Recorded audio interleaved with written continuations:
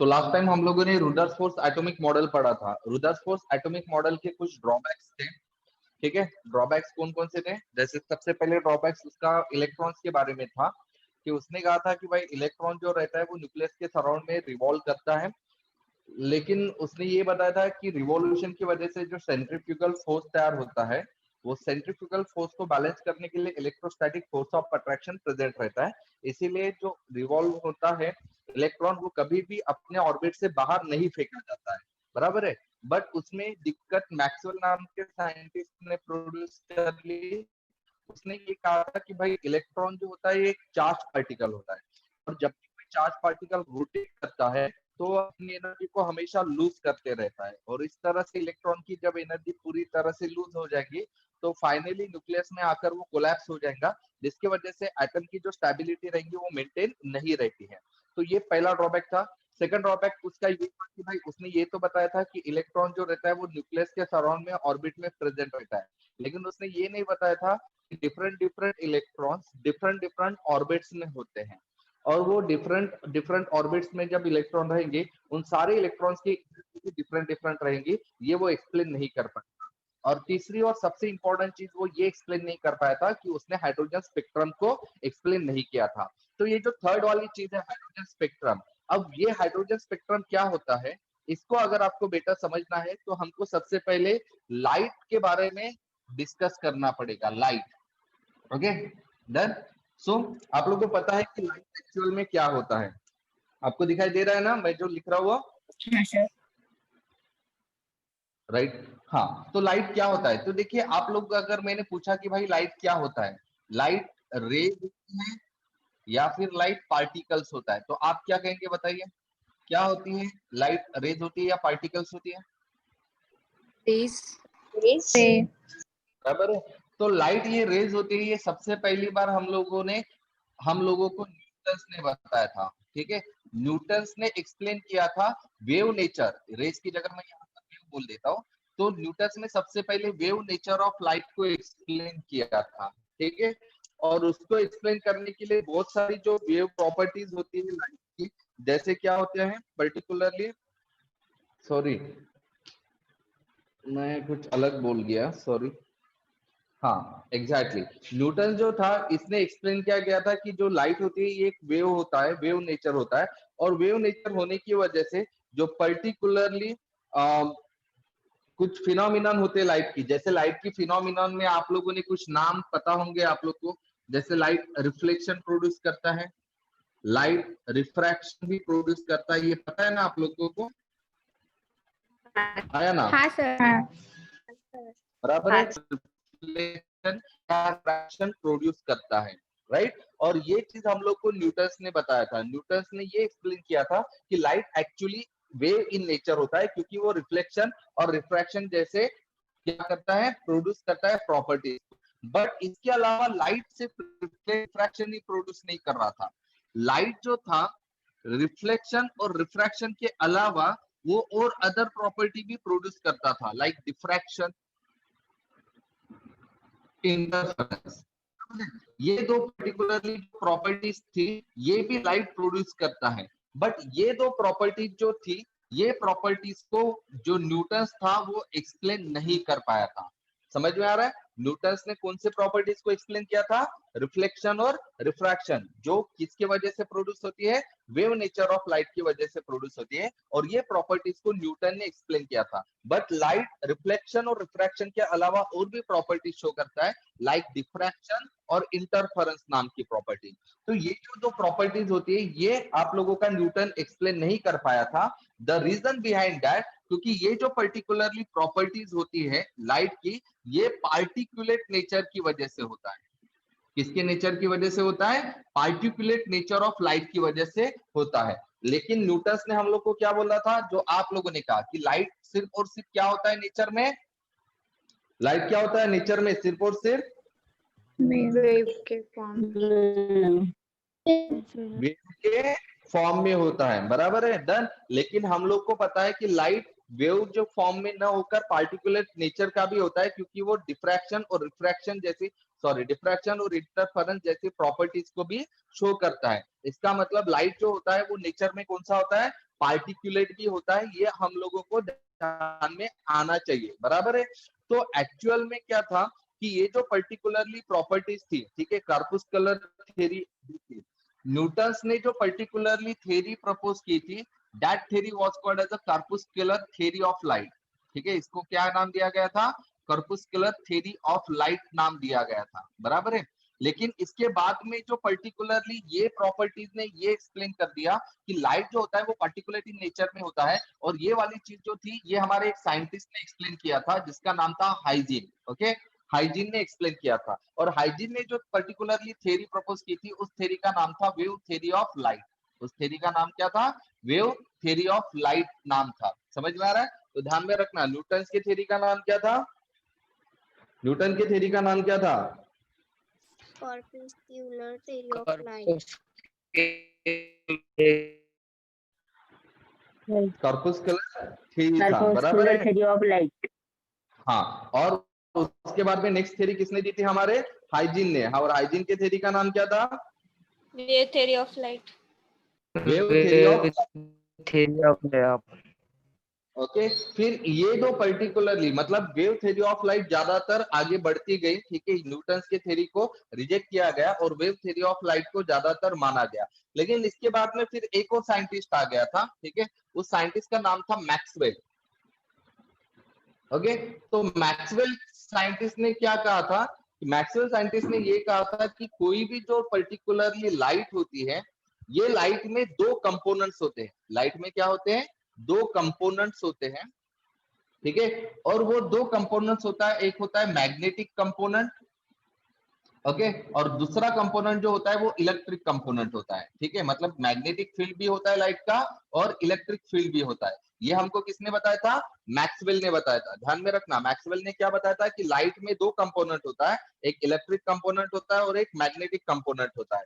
ये दोनों जो कंपोनेंट होते हैं, ये दोनों कंपोनेंट एक दूसरे के साथ परपेंडिकुलर होते हैं। कैसे होते हैं, ये एक दूसरे के साथ परपेंडिकुलर होते हैं। क्लियर है, समझ में आ रहा है। जैसे समझाता हूँ, कंसीडर कीजिए कि ये जो मेरी लाइट है, लाइट यहाँ से यहाँ ऐसे ट्रेवल कर रही है, तो इसका मैग्नेटिक कंपोनेंट क्या रहेगा, ऐसा रहेगा, मतलब perpendicular to the direction of light, okay. और ये इलेक्ट्रिक कंपोनेंट रहेगा इस तरह से, ओके। इलेक्ट्रिक कंपोनेंट भी क्या रहेगा, देखिए ये डायरेक्शन ऑफ लाइट के साथ भी परपेंडिकुलर है और मैग्नेटिक कंपोनेंट के साथ भी परपेंडिकुलर है। मतलब ये इलेक्ट्रिक कंपोनेंट और ये मैग्नेटिक कंपोनेंट ये एक दूसरे के साथ तो परपेंडिकुलर है ही है, but at the same time ये किसके साथ परपेंडिकुलर है, direction of propagation of light, मतलब जिस डायरेक्शन में आपकी लाइट ट्रेवल करती है उस डायरेक्शन के साथ में भी ये परपेंडिकुलर होती है और एक दूसरे के साथ भी परपेंडिकुलर होती है। समझ में आ रहा है आपको, हाँ सर।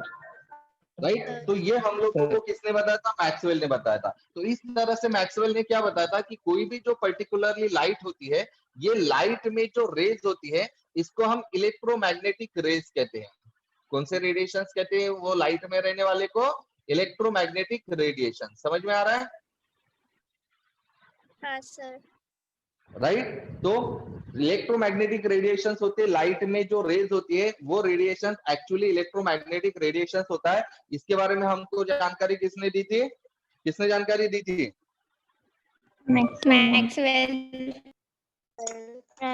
मैक्सवेल, बराबर है। तो ध्यान दीजिए, फिर इसके बाद में नेक्स्ट पर्टिकुलरली साइंटिस्ट आया था, ठीक है, और ये जो साइंटिस्ट था ये था Planck, Max Planck. Next scientist का नाम क्या था, मैक्स प्लैंक, ओके। तो मैक्स प्लैंक ने एक बहुत ही फेमस ऐसा एक्सपेरिमेंट परफॉर्म किया था और वो फेमस एक्सपेरिमेंट का नाम था ब्लैक बॉडी रेडिएशन, ठीक है। उस पर्टिकुलरली एक्सपेरिमेंट का नाम क्या था, ब्लैक बॉडी रेडिएशन, ये नाम था। देखिए, मैक्स प्लैंक के एक्सपेरिमेंट के पहले लाइट ये सिर्फ wave theory of light, hygiene की जो थ्योरी थी वेव थ्योरी ऑफ लाइट, उसको ही मानकर चले जा रहा था। और फिर मैक्सवेल ने ये बताया था कि ये सही है, वो वेव थ्योरी होती है, मतलब लाइट एक वेव ही होता है क्योंकि इसमें इलेक्ट्रिक और मैग्नेटिक दोनों भी कंपोनेंट होते हैं, इसीलिए इसको इलेक्ट्रोमैग्नेटिक रेडिएशन भी कहता है, ठीक है। तो मैक्स प्लैंक के एक्सपेरिमेंट के पहले ज्यादातर यही माना गया था कि भाई लाइट जो होती है वो पर्टिकुलरली वेव नेचर की ही होती है, ठीक है, या फिर न्यूटन ने कहा था।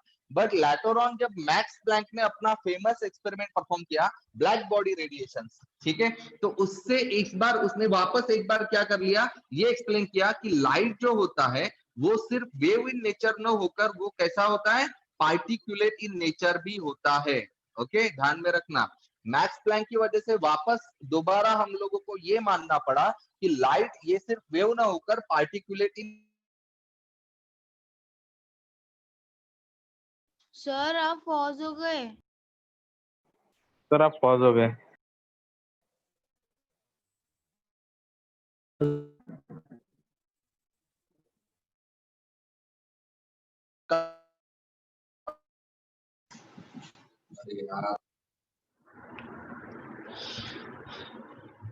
अटक गया होगा। सर ब्लर भी हो गया दिख रहा है वो। रिज्यूम हो गया दिख कि सर आप आ गए हो पर ब्लर दिख रहा है। ब्लर दिख रहा है? ओके फाइन, ब्लर की तो प्रॉब्लम खेल हम लोग सॉल्व कर लेंगे। फिलहाल मुझे बताओ, हाँ तो अभी देखिए, अभी चेक कीजिए, अभी भी ब्लर दिखाई दे रहा है? हाँ सर हाँ वो सर। हाँ सर। क्या बात करूं, तो ब्लर नहीं दिखाई देना चाहिए था, क्योंकि मुझे तो ब्लर नहीं दिखाई दे रहा है।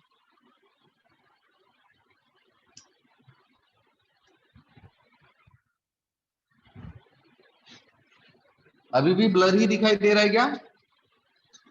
हाँ सर। हाँ सर बहुत ज्यादा ब्लर दिखाई दे रहा है। हम्म।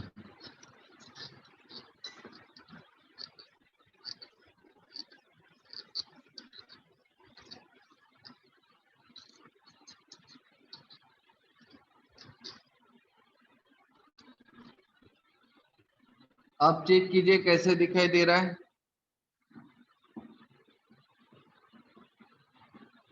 अभी भी ब्लर दिखाई दे रहा है? हाँ सर। दिख रहा है। अच्छा कोई बात नहीं, वो सर, क्लियर हो दिख रहा जाएगा। है। आपको आवाज तो आ रही है ना मेरी? हाँ सर। हाँ सर ओके आवाज आ रही है। ठीक है, तो थोड़ा सा आवाज के ऊपर फोकस करो।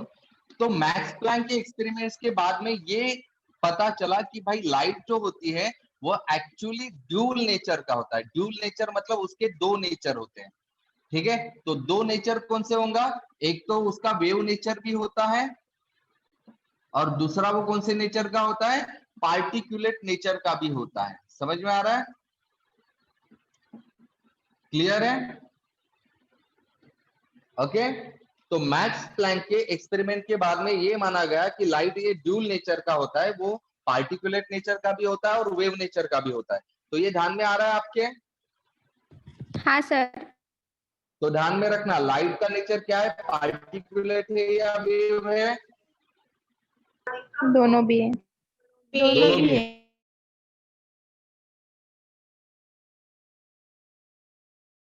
भी नेचर का होता है। और जैसे कि हम लोगों को मैक्सवेल ने क्या बताया था, बताइए, मैक्सवेल ने क्या बताया था हम लोग को?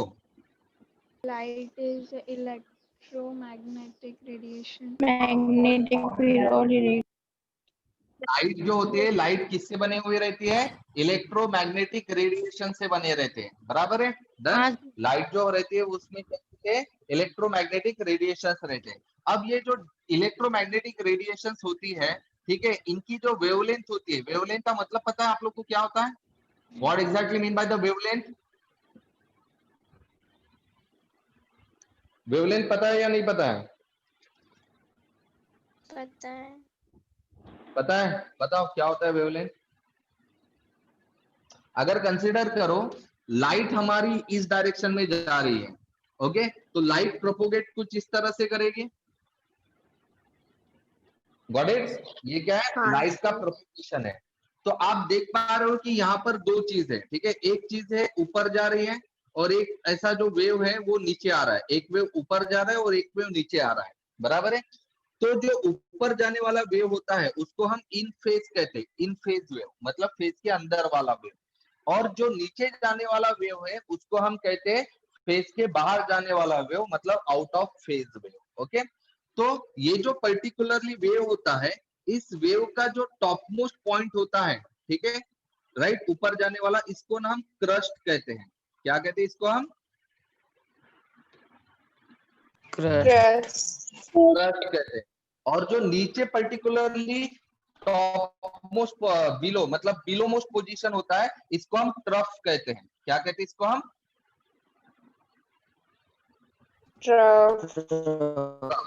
ठीक है, तो ये अपर मोस्ट पोजीशन को क्रस्ट किया कहा जाता है और बिलो मोस्ट पोजीशन को ट्रफ कहा जाता है। तो वेवलेंथ का मतलब क्या होता है कि दो क्रस्ट के बीच का जो डिस्टेंस होता है that is called as a wavelength, उसको हम क्या कहते हैं?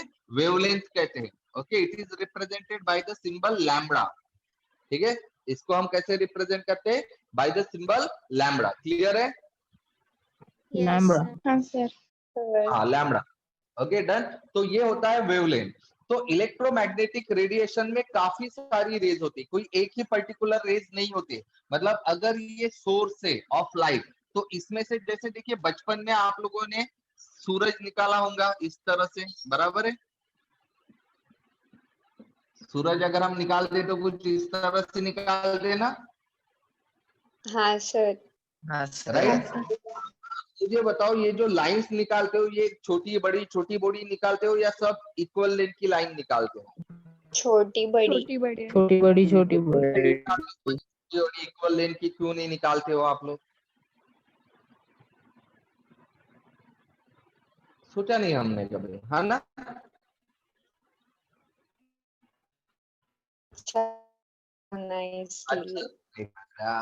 That's the correct. Okay, nice दिखने को ना, इसलिए हम छोटी बड़ी निकालते हैं। बट ध्यान दीजिए, अभी उसका ही एक लॉजिक मैं यहाँ अप्लाई कर रहा हूँ। क्या होता है, यहाँ से जो सन से बाहर निकलने वाली लाइट आप छोटी बड़ी निकालती हो, तो आप इसको वेवलेंथ कंसीडर करो। मतलब हर एक रेस का वेवलेंथ सेम है क्या? नहीं. नहीं, बराबर है। तो ये ध्यान रखना है कि जो इलेक्ट्रोमैग्नेटिक रेडिएशन की वेवलेंथ होती है वो सबकी सेम नहीं होती है, डिफरेंट डिफरेंट रीजन में होता है, बराबर?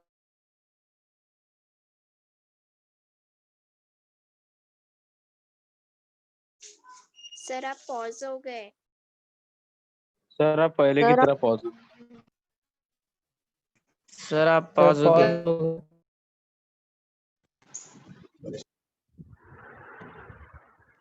हाँ सर, अभी दिख रहा है। अभी दिख रहा है सर. मैं दिख रहा हूँ क्या तुम लोग को? लेकिन नो सर। नहीं सर, नहीं सर, आप साइड हो। नहीं सर, बाजू में जाके. ठीक है, कोई बात नहीं।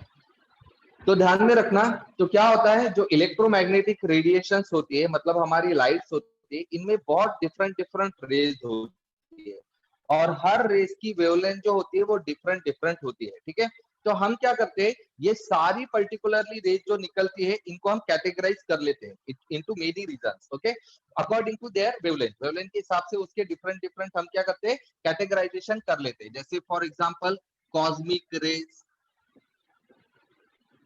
ठीक है। देन उसके बाद में बहुत सारे होते हैं, उसके बाद में है gamma rays, X rays, ultraviolet rays, gamma rays, X rays, ultraviolet raise.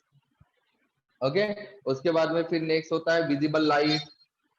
ठीक है, विजिबल लाइट होता है और विजिबल लाइट के बाद में फिर हम लोगों का होता है आईआर, विजिबल रेज, आईआर मतलब इंफ्रारेड।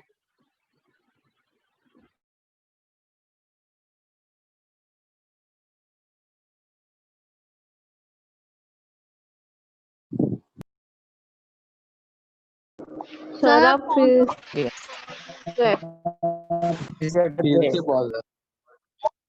हाँ, बहुत ज्यादा फोन आ रहे, पता नहीं कौन मरे पूरा जा रहा है। ब्लर दिख रहा भी बहुत हाँ, तो दिख रहा है। क्या? ब्लर दिख रहा है। ब्लर दिख रहा है सर। है. अरे ब्लर यार, दिख रहा है सर. आवाज तो आ रही ना, मैं क्या बोल रहा हूँ? तो हाँ सर।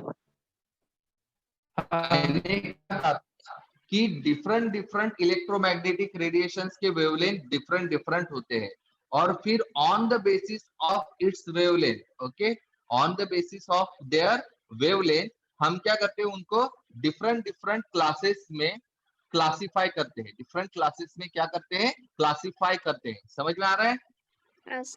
Okay, done. तो उनके नाम है जैसे cosmic rays, gamma rays, X rays, ultraviolet rays, visible rays, IR rays, near IR rays, far IR rays. Okay, then इसके बाद में माइक्रोवेव, ठीक है, इसके बाद में रेडियो वेव, ठीक है, और फाइनली होता है हमारे इलेक्ट्रिक वेव्स, ठीक है। तो इस तरह से इनका क्या किया जाता है, कैटेगराइजेशन किया जाता है। अब हर पर्टिकुलरली कैटेगराइज में जो आने वाले रेज होता है उनका जो वेवलेंथ होता है वो थोड़ा सा फिक्स होता है, ठीक है। जैसे अगर आपने बात की यहाँ पर वेवलेंथ ऑफ कॉस्मिक रेज, तो वो 1 × 10⁻⁴ एंगस्ट्रॉम यूनिट के रेंज में रहता है। 1 × 10⁻⁴ एंगस्ट्रॉम यूनिट, A⁻�0, मतलब सर 8 बहुत डिग्री। ज्यादा ही ब्लर हो रहा है। ओह माय गॉड, हाँ सर, कुछ भी दिखाई नहीं दे रहा। मुझे तो पूरा क्लियर दिखाई दे रहा है, पता है। सर पर नहीं, हमारे मोबाइल में ब्लर पर हमारे मोबाइल में बहुत ब्लर आ रहा है। बहुत ब्लर दिख रहा है। तुम लोगों के पास जियो है ना, जियो फोन यूज करते हो ना तुम सबके सब? नो सर, नहीं एयरटेल सर, एयरटेल एयरटेल है, एयरटेल है सर। क्या बात करते हो, एयरटेल होने के बावजूद तुम लोग को ब्लर दिखाई दे रहा है? हाँ हाँ ना सर। सर, मेरा तो घर के टावर पास ही है। अबे वो एयरटेल का पता है क्या, डेटा बड़े जल्दी खत्म हो जाता है। मैं तो 2 क्लास ले लेता हूँ तो मेरा डेटा खत्म हो जाता है पूरा। सर मेरे पास 3 GB है। हाँ क्या, मेरे को तो मतलब 1.5 GB कम गिरता है, तो मैंने वो एक्स्ट्रा 250 GB वाला पैक मार के रखा हुआ है। वो 250 GB में से भी 5-6 GB तो एक ही दिन में खत्म हो जाते हैं मेरे। पता नहीं है क्या करते रहता है। तो अभी दिख रहा है क्या? नहीं नहीं सर। सर। नहीं सर, कुछ भी नहीं दिख रहा। अच्छा, किसके पास राउटर है? कहा अभी एक मैसेज आया था, मेरे पास तो राउटर है। किसके पास राउटर है बे? अरे राउटर किसके पास है?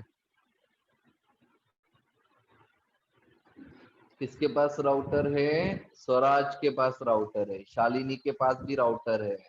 ओके, तो आप लोग के पास राउटर मतलब कौन सा राउटर है? वो जियो वाला राउटर है या फिर अपना BSNL वाला?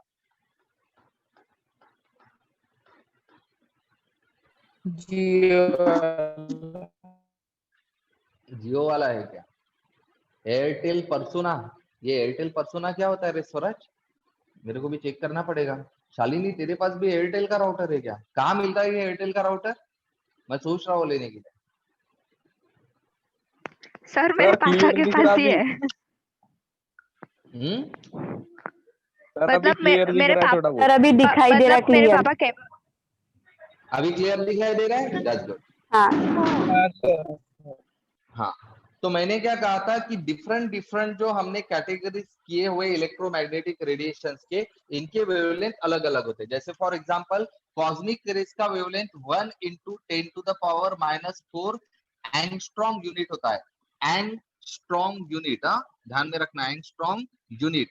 तो एंगस्ट्रॉम यूनिट का सिंबल होता है A डिग्री, A के रेज़ टू द पावर में 0 देना, A डिग्री। समझ में आ रहा है?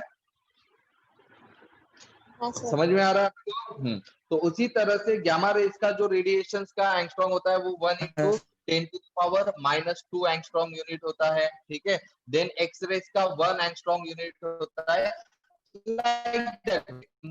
अलग अलग क्या होते हैं, रेडिएशंस के वेवलेंथ होते हैं, और उसके बेसिस पर इनको हमने क्या किया हुआ है, कैटेगराइज किया हुआ है। समझ में आया है? हाँ सर।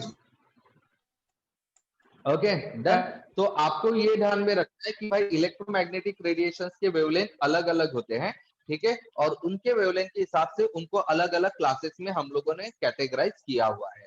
सो ये हमारा एक जनरल सा कंसेप्ट हो गया, मतलब क्लासिफिकेशन ऑफ इलेक्ट्रोमैग्नेटिक रेडिएशंस हो गया। समझ में आ रहा है? अभी हमने क्या देखा था, क्लासिफिकेशन ऑफ इलेक्ट्रोमैग्नेटिक रेडिएशन देखा था। तो बताओ मुझे, सबसे पहले बताओ इलेक्ट्रोमैग्नेटिक रेडिएशंस क्या होते हैं? बताइए, इलेक्ट्रोमैग्नेटिक रेडिएशंस क्या होते हैं? Rays of light is known as electromagnetic radiations. नहीं, वैसा नहीं कहने का। क्या कहने का इसको, इलेक्ट्रोमैग्नेटिक रेडिएशंस मतलब the radiations having the both electrical and magnetic components are called as electromagnetic radiations. Clear है? Yes, sir. Okay, electromagnetic radiations का मतलब क्या होता है कि the radiations having both magnetic as well as electric component are called as electromagnetic radiation.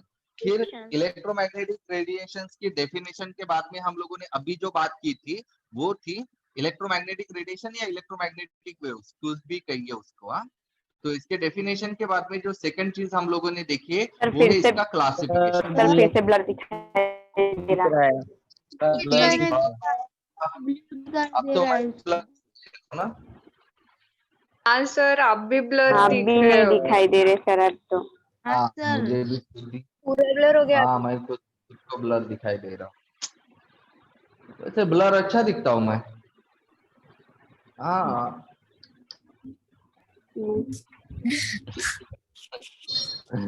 ठीक है, ठीक, let it be clear, clear हो जाने दो उसको। पता नहीं ये बार बार ब्लर क्यों रहा है, जल रहा है मेरा फोन मुझसे, ऐसा लग रहा है ना। Network problem sir. कुछ नेटवर्क प्रॉब्लम नहीं, मेरा फोन मेरे से जलता है, समझे ना, ये असली रीजन है।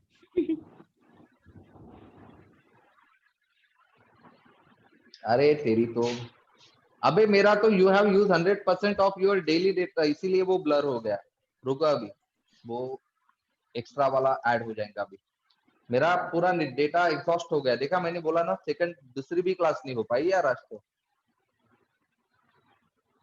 आ जाएगा अभी क्लियर, दूसरा वाला पैक एक्टिवेट होगा अभी। हो जाना भी जल्दी, कितना टाइम ले रहा है, वो तो खत्म नहीं हुआ नहीं तो। सर आपका ऑटो फोकस चालू होगा। ना ऑटो फोकस होगा तो फिर मेरे ऊपर फोकस करना चाहिए ना बेटा, वो तो किसी के ऊपर फोकस नहीं कर रहा है।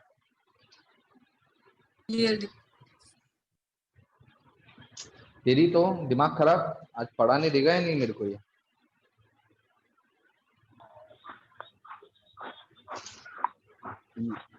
सर दिखाई दे रहा है अभी क्लियर। हाँ अब भी दिखाई दे रहा है, सही बोला। तो हम लोगों ने इलेक्ट्रोमैग्नेटिक की डेफिनेशन देखी थी, क्लासिफिकेशन देखा था। अब हम थर्ड चीज जो बारे में बात करेंगे वो है इसके प्रॉपर्टीज के बारे में, ठीक है। तो इलेक्ट्रोमैग्नेटिक रेडिएशंस के प्रॉपर्टीज में कुछ डेफिनेशंस आप लोगों को पढ़नी है। जैसे सबसे पहली जो प्रॉपर्टीज है वो है होती है इसका वेवलेंथ। सेकंड जो प्रॉपर्टीज होती है वो होती है फ्रीक्वेंसी, ठीक है। ये सब मैं क्या बात कर रहा हूँ, प्रॉपर्टीज ऑफ इलेक्ट्रोमैग्नेटिक रेडिएशंस। कौन कौन सी है, सबसे पहला है वेवलेंथ, सेकंड है फ्रीक्वेंसी, थर्ड है वेलोसिटी, ठीक है। देन फोर्थ इसके बाद में हम बात करेंगे that will be the wave number, amplitude, ठीक है, wave number, amplitude, and finally electromagnetic spectrum. Wave number, amplitude, and finally electromagnetic spectrum,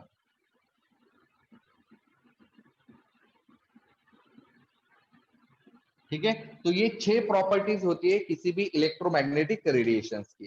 कौन कौन सी प्रॉपर्टीज है बताइए। सबसे पहला क्या है, वेवलेंथ, वेवलेंथ। दूसरा क्या है, फ्रीक्वेंसी, फ्रीक्वेंसी। थर्ड क्या है, वेलोसिटी, इनके सिंबल लैम्डा, फ्रीक्वेंसी का सिंबल होता है म्यू, वेलोसिटी का सिंबल होता है v, या फिर यहाँ c लिख लीजिए। वेव नंबर का सिंबल होता है बार म्यू, एम्पलीट्यूड का सिंबल होता है स्मॉल a, और इलेक्ट्रोमैग्नेटिक स्पेक्ट्रम का कोई सिंबल नहीं होता है। क्लियर है, क्लियर है, यस सर। ठीक है। Now let's see one by one. सबसे पहले हम बात करते हैं वेवलेंथ क्या होता है। तो मैंने अभी समझाया था वेवलेंथ में क्या होता है, वेवलेंथ क्या होता है, क्रस्ट एंड थ्रस्ट, ये दोनों क्या ऊपर वाले क्रस्ट, क्रस्ट होते हैं। तो ये क्या होता है, it is the distance between two successive crust, मतलब दो आजू बाजू वाले जो क्रस्ट होते हैं उसके बीच का जो डिफरेंस होता है that is called as a wavelength और अ लैम्बडा। समझ में आ रहा है वेवलेंथ और लैम्बडा क्या होता है, the distance between the two successive crest is called as a wavelength. It is represented by the symbol lambda, ठीक है, और इसको हम रिप्रेजेंटेड किससे करते हैं, लैम्बडा से करते हैं, बराबर है। और इसका जो यूनिट होता है वो या तो एंगस्ट्रॉम यूनिट होता है या फिर एनएम होता है, नैनोमीटर। समझ में आ रहा है? इसका कॉमन यूनिट कौन सा है? कॉमन यूनिट क्या है? एंगस्ट्रॉम या फिर नैनोमीटर, ठीक है। इनके कन्वर्शन फैक्टर भी लिख लो, 1 एंगस्ट्रॉम एंड 1 नैनोमीटर मतलब कितना सेंटीमीटर होता है, ठीक है। So 1 angstrom unit is equal to the 10 to the power -10 metre, metre में कन्वर्ट कर लिया, 10 टू द पावर -10 मीटर, और 1 nanometre is the 10 to the power -12 metre, ठीक है। तो ये आप लोग, सॉरी, ये नैनोमीटर, ये पिकोमीटर का होता है, ये होता है 9 मीटर होता है, ठीक है। तो ये दो कन्वर्शन फैक्टर ध्यान में रखो, 1 angstrom is equal to 10 to the power -10 metre होता है, जबकि 1 nanometre is equal to 10 to the power -9 metre होता है। क्लियर है? हाँ सर। ठीक है। लेटर ऑन अब हम बात करते हैं फ्रीक्वेंसी क्या होती है, ठीक है। तो फ्रीक्वेंसी का मतलब क्या होता है, एक पर्टिकुलरली पॉइंट्स में से एक पर्टिकुलर टाइम में कितनी रेडिएशंस पास होती है। ओके, समझ में आ रहा है? एक जगह से एक टाइम पर कितनी रेडिएशंस पास होती है is called as a frequency. Okay, तो फ्रीक्वेंसी की डेफिनेशन होती है the number of rays passing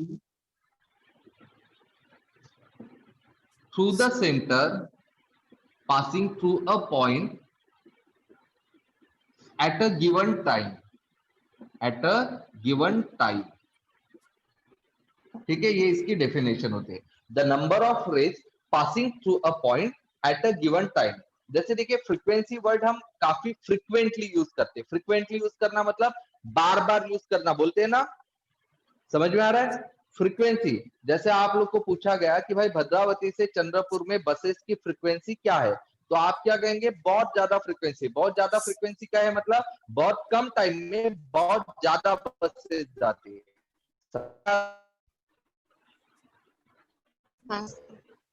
right. तो यहाँ पर जगह मतलब हमारा बस स्टैंड हो गया, और जा रही कौन? बस। बस मतलब यहाँ रेस। ओके, तो वैसे एक जगह से एक टाइम पर कितनी रेस बाहर निकलती है, it is called as a frequency. इसको हम क्या कहते हैं?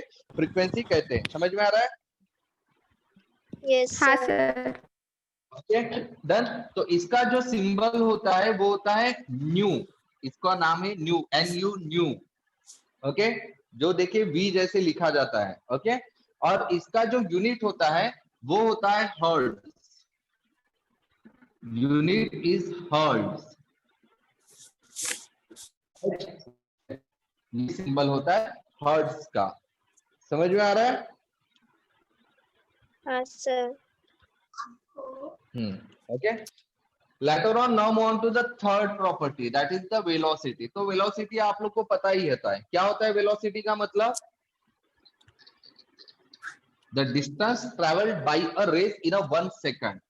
ओके, वेलोसिटी की डेफिनेशन बता रहा हूं, द डिस्टेंस ट्रेवल्ड बाय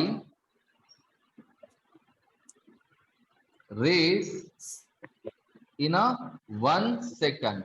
एक सेकंड में आप लोगों का कितना डिस्टेंस ट्रेवल करता है लाइट या रेस, उसको हम उसकी वेलोसिटी कहते हैं।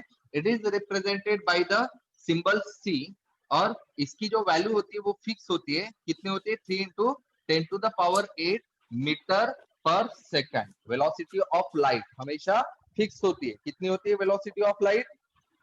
3 × 10 to the power 8 3 × 10⁸ Exactly. Metre और जो वेलोसिटी होती है it can be calculated using the formula mu into lambda.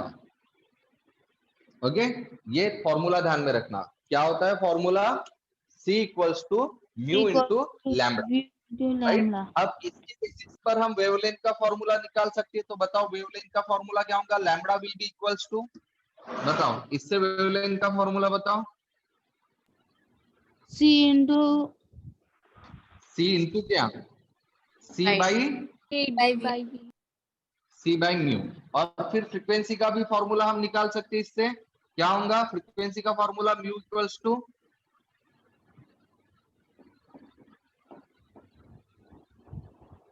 C by lambda. समझ में आ रहा है?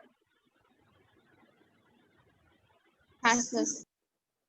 Okay, then next property that is the wave number. Okay, तो अब हम देखते हैं कि भाई वेव नंबर क्या होता है। वेव नंबर मतलब number of wavelength per unit length. Simple इसकी डेफिनेशन होती है the number of wavelength per unit length. ठीक है, the number of wavelength per unit wavelength is called as a wave number. It is the reciprocal, ये reciprocal होता है, it is the reciprocal of wavelength, ये wavelength का reciprocal होता है। It is represented by bar mu. ठीक है, इसको हम रिप्रेजेंट कैसे करते हैं, बार म्यू से करते हैं। ठीक है, और फिर इसीलिए इसका फॉर्मूला हो जाएगा bar mu will be equals to 1 by lambda. Bar mu equals to 1 by lambda. But आप लोगों ने अभी लैम्बडा का फॉर्मूला लिखा था, लैम्बडा का फॉर्मूला क्या था हमारा, सी बाई म्यू।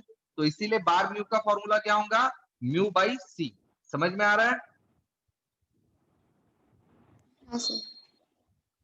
ओके, क्लियर है?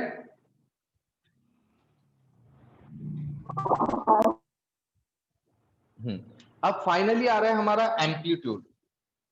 तो एम्पलीट्यूड क्या होता है, अभी हमने थोड़ी देर पहले देखा था ये वाली चीज। ये वाली चीज क्या होती है,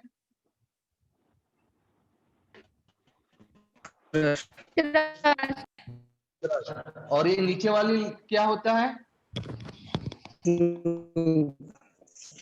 ट्रफ। बराबर है। तो ये जो लेंथ होता है, लेंथ ऑफ क्रस्ट या फिर लेंथ ऑफ ट्रफ, इसको हम कहते हैं एम्पलीट्यूड। समझ में आ रहा है? तो एम्पलीट्यूड की सिंपल डेफिनेशन क्या होती है, लेंथ ऑफ क्रस्ट और trough is called as amplitude. इसको हम कहते हैं एम्पलीट्यूड। ठीक है, इसको हम रिप्रेजेंट करते हैं, represented by letter small a. Small a से इसको रिप्रेजेंट किया जाता है, या फिर समटाइम इसको कैपिटल ए भी लिखा जाता है। बेटर है कैपिटल ए ही लिख दो। ठीक है, capital A. Okay, later on इसका कोई फॉर्मूला वगैरह तो नहीं होता है। तो ये सारी चीजें जो होती है ये आप लोगों की क्या होती है, प्रॉपर्टीज होती है।